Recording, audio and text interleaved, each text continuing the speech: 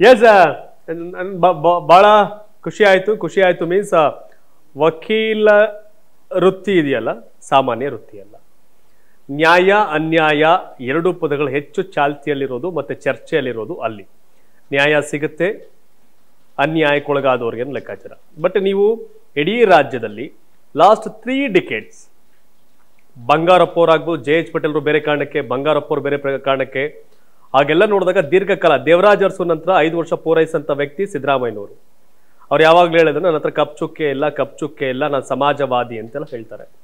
ಆ ವ್ಯಕ್ತಿಯನ್ನು ಕೂಡ ಕಟಕಟೆಗೆ ಜೀವನದ ರಾಜಕೀಯ ಜೀವನದ ಅಂತ್ಯ ಕಾಲದಲ್ಲಿ ಅವ್ರನ್ನು ತಂದು ಕಟಕಟೆಗೆ ನಿಲ್ಸಿದ್ರಿ. ಪ್ರದೀಪ್ ಕುಮಾರ್ ಧೈರ್ಯ ಮೆಚ್ಚಲೇಬೇಕು. ಅದು ಕಾನೂನಿದೆ, ಕಾನೂನಲ್ಲಿ ತೀರ್ಮಾನ ಆಗುತ್ತೆ. ಬಟ್ ನಿಮ್ಮ ಈ ಪ್ರಕರಣದಲ್ಲಿ ಸಾಕ್ಷಿಗಳ ಬಗ್ಗೆ ನಿಮಗೆ ನಂಬಿಕೆ ಇದೆ, ಹಾಗಾಗಿ ವಿಶ್ವಾಸ ಇದೆ ಇದರಲ್ಲಿ ಖಂಡಿತ ಶಿಕ್ಷೆ ಆಗುತ್ತೆ ಸಿದ್ದರಾಮಯ್ಯನವ್ರಿಗೆ ಅಂತ. ಬಟ್ ಏನ್ ಸಂದೇಶ ಕೊಡ್ತೀರಿ ನಿಮ್ಮ ಯುವ ವಕೀಲ ಸಮುದಾಯಕ್ಕೆ ಮತ್ತೆ ರಾಜ್ಯದ ಜನರಿಗೆ? ಅಲ್ಲ, ರಾಜ್ಯದ ಯಾವುದೇ ಜ್ವಲಂತ ಸಮಸ್ಯೆಗಳಿದ್ದಾಗ ಮತ್ತು ಈ ರೀತಿ ಸಮಾಜಕ್ಕೆ ಅನ್ಯಾಯ ಮಾಡಿದಾಗ ಪ್ರತಿಯೊಬ್ಬರು ಹೋರಾಟ ಮಾಡಬೇಕು.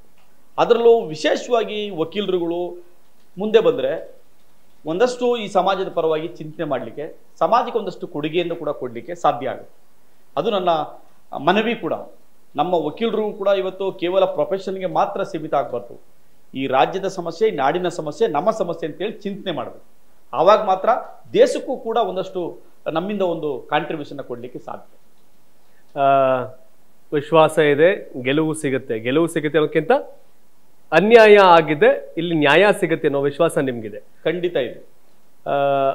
ರಾಜ್ಯ ಸರ್ಕಾರವನ್ನ ಅಸ್ಥಿರಗೊಳಿಸೋಕೆ ಬಿಜೆಪಿ JDS ಮಾಡಿದಂಥ ತಂತ್ರ ಅನ್ನೋ ಆರೋಪಗಳಿಗೆಲ್ಲ ನೀವು ಸೊಪ್ಪಾಕಲ್ಲ? ಖಂಡಿತ ಇಲ್ಲ. ಆ ಥರದ ಪ್ರಯತ್ನನೂ ಆಗಿಲ್ಲ. ಆ ಥರದ್ದು ಯಾವುದೇ ಒತ್ತಡಗಳು ಕೂಡ ನನ್ನ ಮುಂದೆ ಬಂದಿಲ್ಲ.